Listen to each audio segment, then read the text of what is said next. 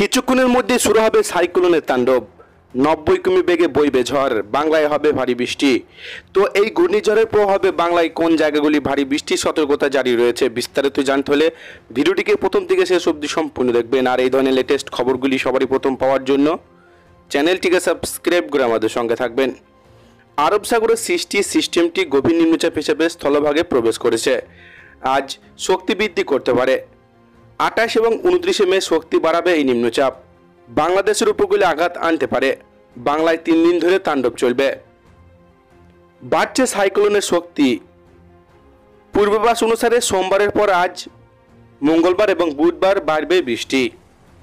সোমবার সকাল থেকে আকাশের মুখ ভার ছিল, দফায় দফায় হয়েছে বজ্রবিদ্যুৎ সহ বৃষ্টি। যদিও আন্তর্জাতিক আবহাওয়া মডেল আবহাওয়া বিজ্ঞানীদের মতে আরব সাগরে তৈরি হওয়া সিস্টেমটি গভীর নিম্নচাপ হিসেবে প্রবেশ করেছে স্থলভাগে। আজ বুধবার শক্তি বৃদ্ধি করে হতে পারে সাইক্লোন। এই সিস্টেম থেকে যতটা জলীয় বাষ্প বঙ্গোপসাগরের দিকে আসার কথা ছিল ততটাই আসেনি। এই মুহূর্তে উপস্থিত জলীয় বাষ্পের ওপর নির্ভর করে তৈরি হতে চলেছে নিম্নচাপ। সঙ্গে অবশ্য আছে মৌসুমি বায়ু। বিশেষজ্ঞদের মতে শেষ পর্যন্ত গভীর নিম্নচাপ হিসাবে স্থলভাগে প্রবেশ করতে পারে এই সিস্টেম। জানা যাচ্ছে 3 দিন ধরে চলবে তাণ্ডব।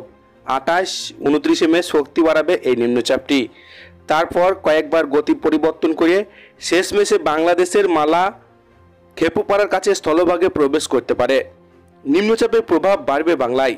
সাগরদ্বীপ, ডায়মন্ড হারবার, কাকদ্বীপে সমান্তরাল অতিক্রম করতে পারে। 28 থেকে 30 মে হতে পারে জলোচ্ছ্বাস। সঙ্গে উপকূলীয় এলাকায় ঘন্টা 50 থেকে 60 কিমি বেগে বইতে পারে ঝোড়ো হাওয়া। কখনো কখনো 90 কিমি ছুঁতে পারে।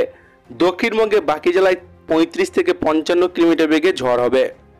নিম্নচাপের প্রভাবে অতিভারী বৃষ্টি হবে পূর্ব মেদিনীপুর, দক্ষিণ 24 পরগনা, ঝাড়গ্রাম, হুগলি, উত্তর 24 পরগনা, কলকাতা ও হাওড়ায়।